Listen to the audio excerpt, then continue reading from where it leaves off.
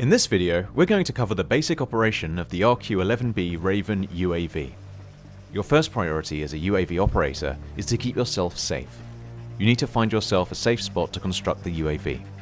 Once you've picked your foxhole, you can construct the UAV by dropping the backpack on the ground and assembling it using the action menu commands. Once the UAV is assembled, the Raven will spawn on the ground at your feet along with its guidance control system. Pick the UAV up and find a reasonably clear area in which to launch. Use the action menu option to initiate the launch, at which point the UAV will take flight and start orbiting the point at which it was launched. Unlike regular Arma 3 UAVs, you don't have direct control over the flight. Instead, you set it a target point to orbit from where you can make your observations. We need to return to the GCS and use the new target action menu option to select where we want it to go. If you ever have trouble finding the GCS, it is marked on your map with 4 green brackets. We're now taken to the map screen where we can click to select a new target. We can then switch to the camera system by using the camera feed action menu option on the GCS. While in flight, we can use the W and S keys to adjust the programmed altitude and the A and D keys to adjust the distance the UAV holds from the target.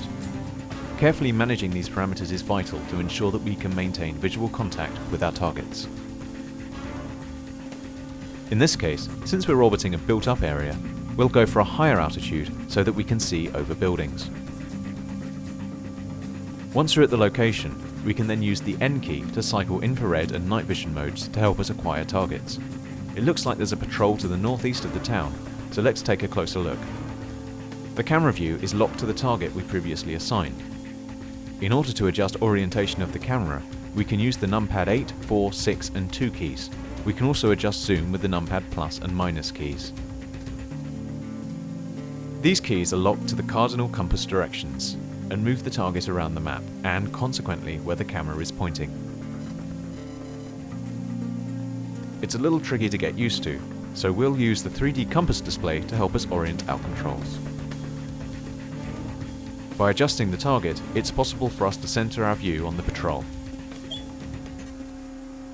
Once we're centered on a unit, we can use the numpad 0 key to lock the camera on that target. This will track the target. Note how tracking is lost when the target moves behind concealment, but the lock is automatically re-established once they emerge. We can drop a map marker on our current target by using the M key.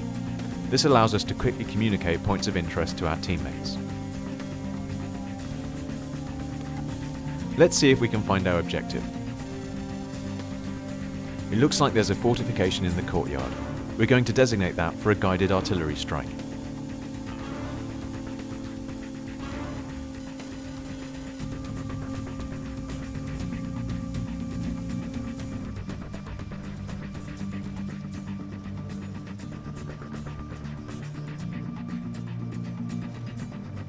Remember that when guiding artillery, you need to enable the designator when the ordnance is at the apex of its trajectory, otherwise your shot will likely miss.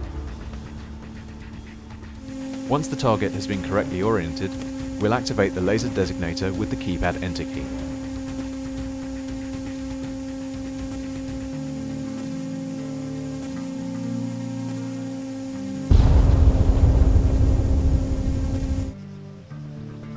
When it's time to come home, we can leave the camera view with the G key. We'll pick up the GCS using the action menu option and carry it to a location open enough to ensure a safe landing of the UAV. We'll then drop it and use the auto land action menu option. The UAV will make its way back to the GCS and land. It will emit a periodic beep to make locating it a little easier. Once we've located it, we'll use the disassemble action menu to put it away. Once complete, the backpack is automatically re-added to our inventory, ready to be used again. That's pretty much all you need to know to make effective use of the Raven, and with this knowledge, you should be prepared to jump into the UAV slot in one of our sessions should the opportunity arise. Have fun, and good hunting.